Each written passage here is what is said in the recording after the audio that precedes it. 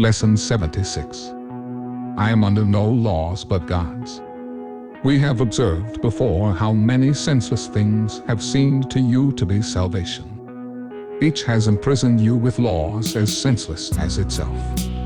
You are not bound by them. Yet to understand that this is so, you must first realize salvation lies not there. While you would seek for it in things that have no meaning, you bind yourself to laws that make no sense. Thus do you seek to prove salvation is where it is not. Today we will be glad you cannot prove it. For if you could, you would forever seek salvation where it is not, and never find it. The idea for today tells you once again how simple is salvation. Look for it where it waits for you, and there it will be found.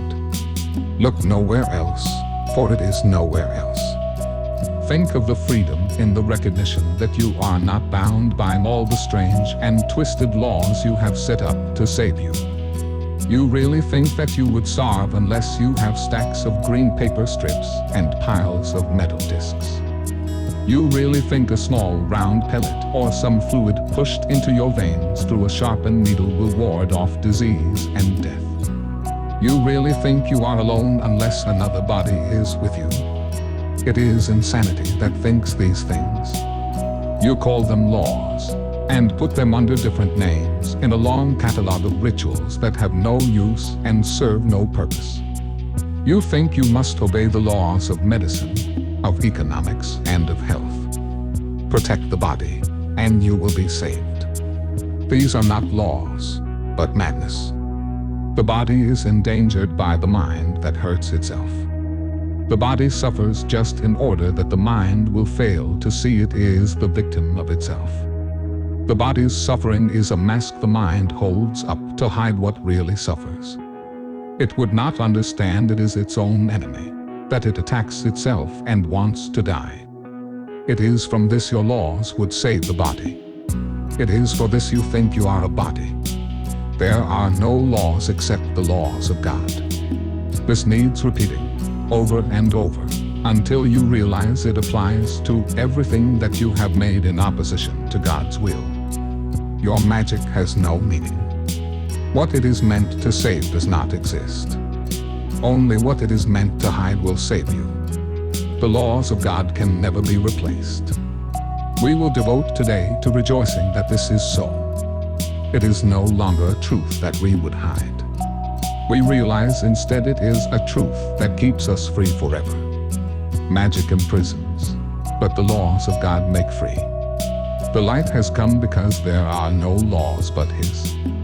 We will begin the longer practice periods today with a short review of the different kinds of laws we have believed we must obey. These would include, for example, the laws of nutrition, of immunization, of medication, and of the body's protection in innumerable ways. Think further.